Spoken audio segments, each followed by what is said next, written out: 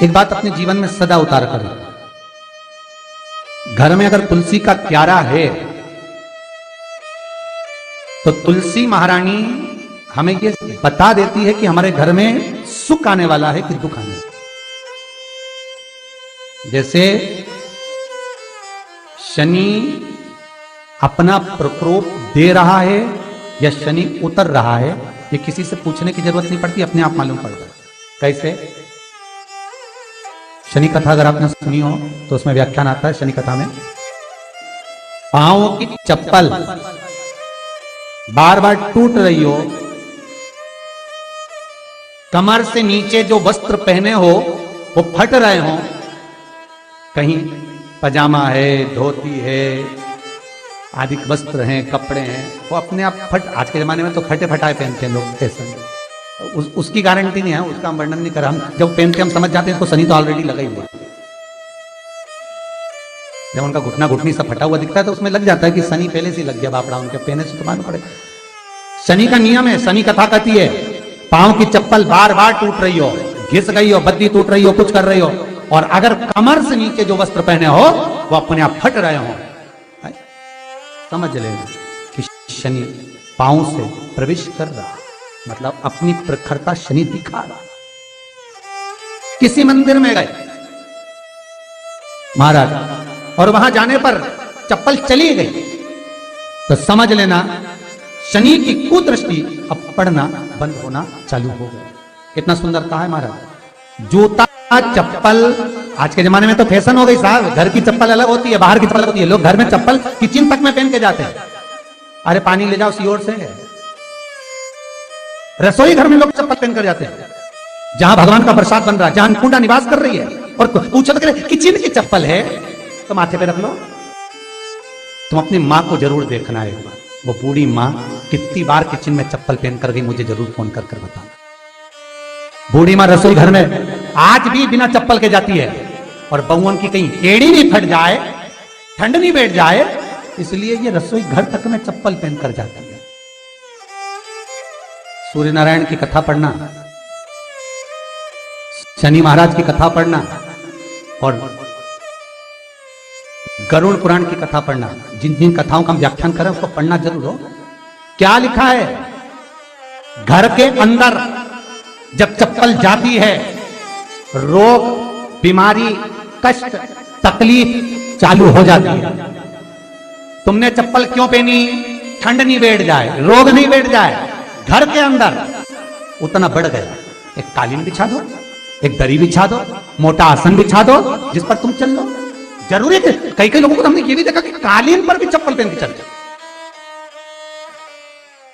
और ब्राह्मणों को भोजन परोस रहा है, गुरुजन को भोजन परोस रहा है, ठाकुर जी की थाली बना रहा है, ठाकुर जी का थाल लगा रहा है, तो भी चप्पल है पांव। सब्सक्राइब करें हमारा चैनल तेरा क्या होगा? आइकन दबाएं ताकि आप अपडेटेड रहें कालिया हर एक वीडियो से। क्या होगा? विचार तो करो। देह पड़ी रे जाए यहीं पर, फिर कुंडल और न जीना क्या हरि नाम नहीं तो जीना। हमारे हर एक वीडियो से। अभी भी सुधर जाओ रे, अभी भी सुधर जाओ, नहीं सुधरो तो सिधर जाओ रे, या तो सुधरो नहीं तो सिधरो, थोड़ा सुधरो। रसोई घर में अन्नपूर्णा रहती है।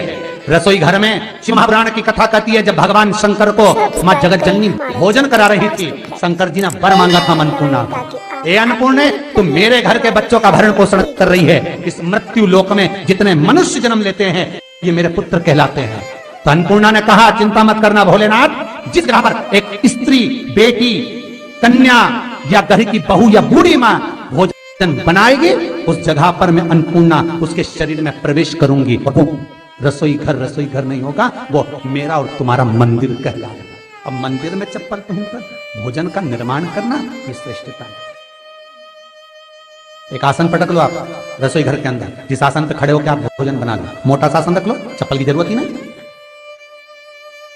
श्रीमद् भागवत कथा कर रही है, तुलसी का मात्र तो शनि अपनी दृष्टि बता देता है। शास्त्र कहता है जब घर के अंदर प्रवेश करने के, जब आप घर में प्रवेश करें तो कोने में चप्पल को उतार दें, बाहर जगह नहीं है तो घर के अंदर प्रवेश कर लेफ्ट में चप्पल को उतार दें, सब्सक्राइब करें हमारा और चैनल। 7 या 3 कदम के अंदर चप्पल उतर जाना चाहिए घर के अंदर में।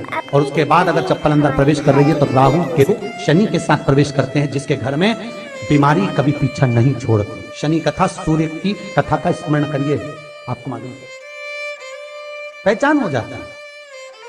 महाराज तुलसी बता देती है कि आपके घर की दशा क्या है। बार बार जल डालने के बाद भी तुलसी सूख रही है, बार बार आप पूजन कर रहे हैं, पाठ कर रहे हैं, तो भी तुलसी के दल सूख रहे हैं। तुलसी बता देगी कि तुम्हारे घर में तकलीफ आने वाली है, कष्ट आने वाला है, सूख रही है।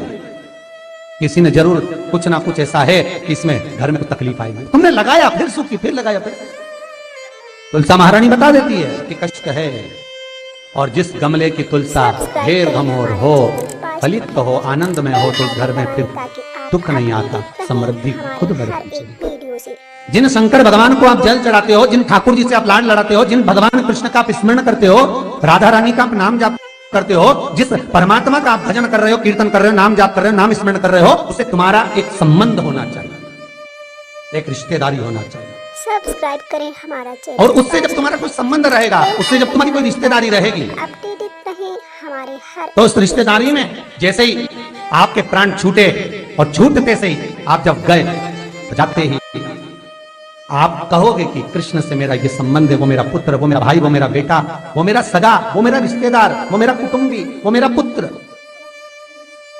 सब्सक्राइब कहोगे, करें हमारा चैनल। तो वास्तु तुरंत प्रवेश बेल आइकन दबाएं ताकि आप महाराज, अपडेटेड रहें हमारे भगवान हर से एक संबंध होना वीडियो से। चाहिए। कई लोग भगवान को सवेरे से रिझाने बैठते हैं तो भगवान को बनी बनाई बात कहते हैं, ये पाठ कर लो, ये पाठ कर लो, ये पाठ कर लो, ये स्तुति कर लो, सारा बना बनाया। तुमने अपने दिल से कौन सी स्तुति गाई? तुमने अपने दिल से कौन सा भगवान को निवेदन करा, कौन सा नमन करा?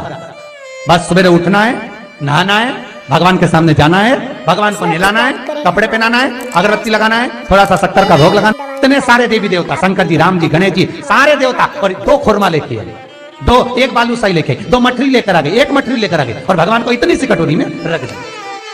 तब बोले, कई लोगों से पूछा, इतनी सी कटोरी में 1 मठरी, 1 खुरमा, और रोज मठरी खुरमा एक साथ नहीं रखती, वो तो आज दिन मठरी का भोग लगा दिया, कल खुरमे का लगाई, बेल आइकन परसों गुजिया का, परसों पपड़िया का, तो डब्बे में भरे भराए रखे हैं, वीडियो से। रख दिया। और 1 लड्डू रोज लगा देगी, इतना बड़ा। तो पूछा, इतना सा लड्डू और इतने सारे भगवान कैसे खाते होंगे? तो ये भाव से। तो हमने कहा, तुम भगवान को क्यों? बहुत दुख है गुरु जी, बहुत तकलीफ है, इतनी तकलीफ, इतना कष्ट है जिसका वर्णन नहीं। इतना बड़ा परिवार, इतना सा पैसा आता है घर में, कहाँ रहे? तो मैंने कहा, भगवान भी भाव से, जैसे तुम भाव से इतने सारे देवता को इतना सा लड्डू देते हो, भगवान भी तुम्हारे इतने बड़े परिवार में इतना सा धन देता है, भाव से। अपडेटेड रहें हमारे हर निर्मल मन सो मोहि पावै, जैसा करोगे वैसा भरोगे। और इतनी चतुर माताएं, भोग भी लगाएगी, घंटी भी हिलाएगी, जल भी छोड़ेगी, और तुरंत लड्डू उठा के बच्चों को भी बांट देगी। 5 मिनट नहीं खाने दे भगवान को, 5 मिनट। सब्सक्राइब अच्छा, शंकर जी सोच रहे थे कि पहले गणेश जी खा ले, इसके बाद मैं ले लूंगा।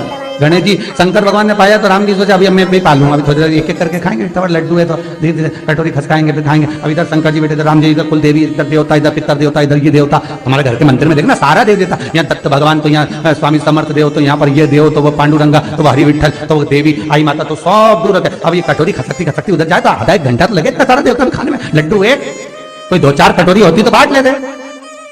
अब 1 लड्डू इतना सारा देवता में जाने में तो 2 समय तो लगेगा, और मालूम पड़े सब इंतजार में, लड्डू के इंतजार में बैठे। आज तो अच्छा वो मठरी की जगह लड्डू लाई हो, और इतनी देर में आरती कर कुरा के, पानी घेर के, वो तो लड्डू भी ले